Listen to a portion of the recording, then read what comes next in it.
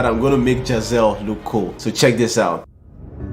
Courage could come from many places and be made of many things. And yesterday's coward can become tomorrow's hero in an instant, if the time is right. The giddy flood of bravery that Giselle experienced at that moment consisted largely of guilt and fear and shame at his fear, swollen by a peevish frustration at nothing having turned out the way he had hoped, and a sudden vague awareness that being killed might solve a great number of irritating problems to which he saw no solution.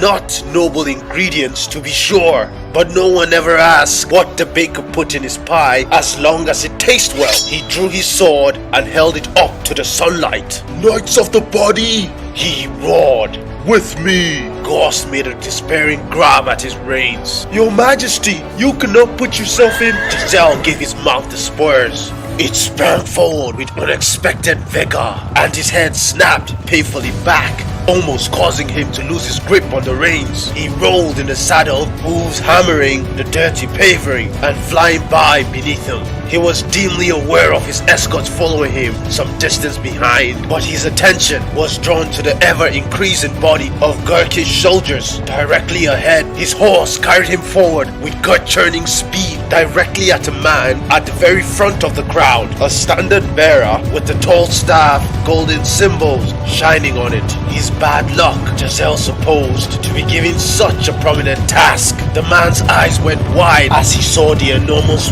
weight of horse bearing down on him. He flung away his standard and tried to throw himself aside. The edge of Giselle's steel beat deep into his shoulder with the full force of the charge, ripped him open and flung him onto his back.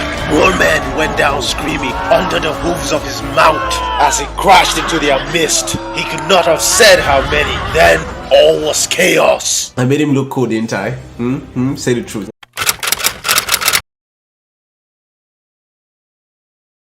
Do it!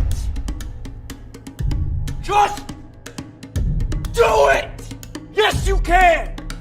Just do it! If you're tired of starting over, stop giving up.